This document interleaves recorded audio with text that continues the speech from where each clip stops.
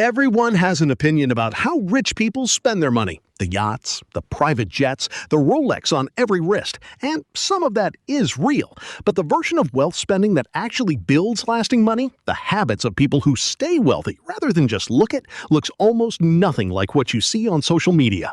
Today we get into what that actually looks like. Most people think that when you have money, you spend more of it, and on the surface that seems logical, but the data tells a different story. The wealthiest people in the world, and in South Africa, consistently spend less on the things that look like wealth and more on the things that create it. The difference between new money and lasting money is almost entirely in this one behavior. Welcome to rich behavior. Let's get into it.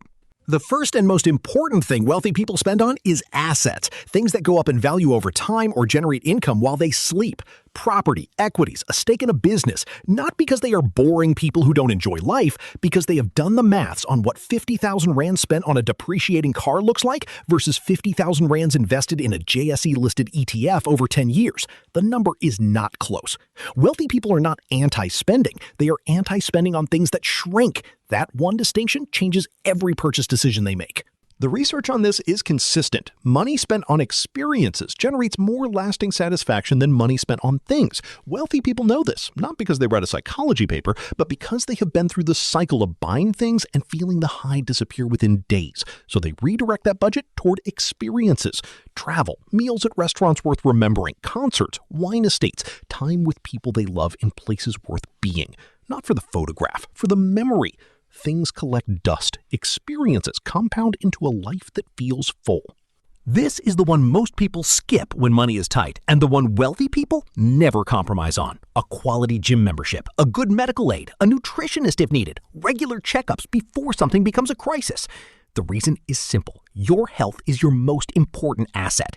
A sick body derails everything else. The business, the focus, the energy required to manage a portfolio or run a team. Wealthy people treat health spending the same way they treat property maintenance. You pay now or you pay more later. The later version is always more expensive. Books, courses, coaches, mentors, industry events. The wealthy consistently invest in knowledge at a rate that shocks people who are used to consuming entertainment. Not because they are naturally curious, although many are, but because they understand the return on knowledge is unlike any other investment. One book can change a decision that changes a year. One mentor can save you 5 years of expensive trial and error. One course can open an income stream that runs for a decade. If you are not spending money on learning, you are the most expensive part of your own life because you are paying in years instead of rands. This is the spending category nobody talks about. Wealthy people invest in their team, an accountant who saves them more than their fee, a lawyer who protects them before a problem becomes a lawsuit, a personal assistant who buys back their time so they can focus on what only they can do. They pay people who are better than them at specific things, and they pay them well, because a cheap hire is almost always an expensive mistake. And beyond the professional layer, they spend on the people they love.